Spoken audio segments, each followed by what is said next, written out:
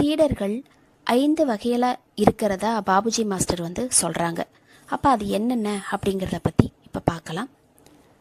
முதல் வகையான சீடர்கள் சுயநலம் கொண்டவர்கள் அப்படின்றாங்க. இந்த உலகத்தினுடைய நன்மைகள், அதாவது நமக்கு ஏதோ ஒரு நன்மை கிடைக்கும் அப்படின்னு சொல்லி தேடி குரு கிட்ட வர்றவங்க. இந்த உலக விஷயங்களில் அக்கறை வச்சிட்டு இருந்தாலும் அவங்க எந்த வேலையுமே செய்யறதில்ல. சுயநல நோக்கத்திற்காக தியானம் செய்யறதுக்காக வருவாங்க.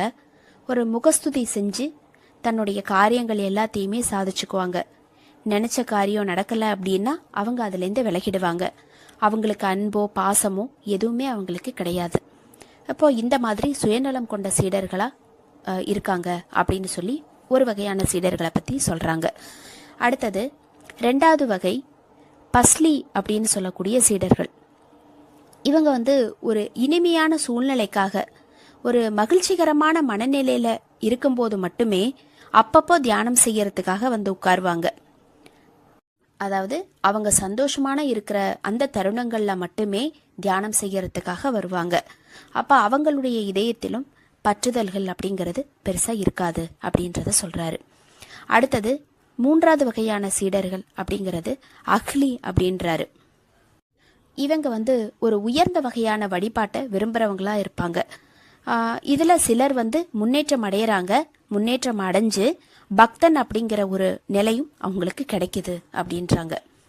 அடுத்தது 4வது வகை சீடர்கள் அப்படிங்கிறத பக்தர் அப்படின்றாங்க.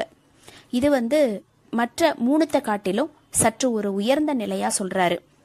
அதாவது இந்த மாதிரியான சீடர்கள் தன்னுடைய குருவை உள்முகமாக இணைத்து கொண்டவர்களாக இருக்கிறாங்க. அதாவது உள்ளுக்குள்ள ஒரு குருவோட ஒரு கனெக்டடாக இருக்காங்க அப்படின்றாங்க. அடுத்தது 5வது வகையான சீடர்கள் அப்படிங்கிறத முராத் அப்படின்றாரு. இந்த மாதிரியான சீடர்கள் ரொம்ப அபூர்வமாக ஒருத்தர் அல்லது 2 பேர் தான் இருப்பாங்க.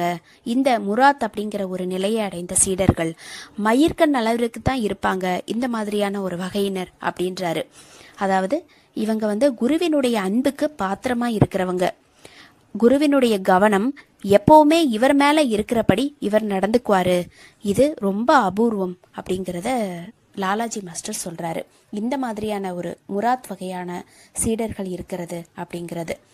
அப்ப அந்த மாதிரி குருவினுடைய அன்பிற்கு பாத்திரமா இருக்கக்கூடிய ஒரு சீடர்களாக தான் நாம இருக்கணும்